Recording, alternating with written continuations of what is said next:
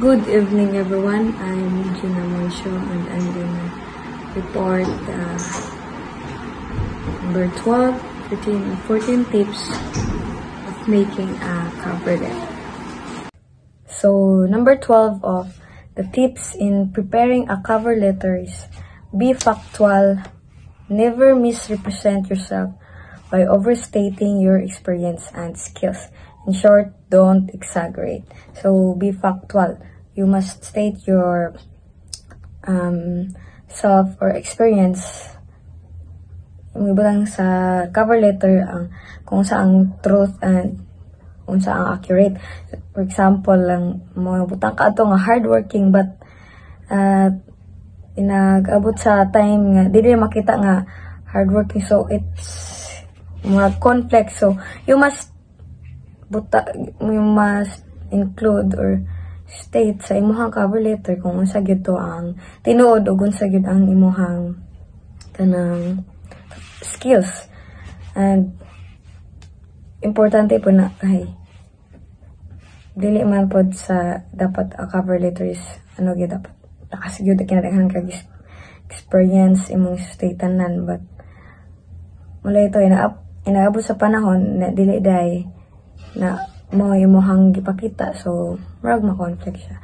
And so number 13 is do not beg for the job. Example, please call today, I'll be waiting by phone mo, if it's meant for you, so may mo gid ang job, so never beg kay ang trabaho para nimo makuha mo yan nimo. So you must be patiently wait sa kanang respond or unsa ang kalabasan sa imuhang gi-plan nga trabaho. So that's number 13 in preparing a cover letter. So number 14 of tips in preparing a cover letter is, as you write, imagine that you are writing a script for your interview. How you could break the ice at the beginning of the interview. How can you convey a positive personality? The things you want to talk about during the company's HR department or receptionist for further information and for copies of the company brochure and annual reports.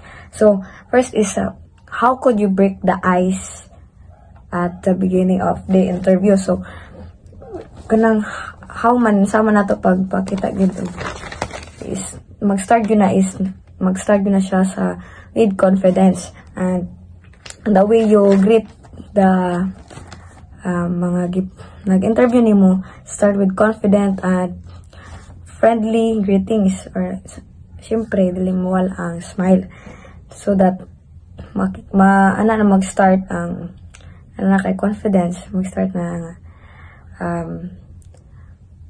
mo sunod na kay positive na mura bag masugdan na ang positive vibes sa imong pag-interview na. Next na, how can you convey a positive personality? Let your personality shine naturally. Dili nang kulba-kulbaan, magkurog-kurog, klaro bitaw dapat kid na confidence ito para tuloy to be follow na gyud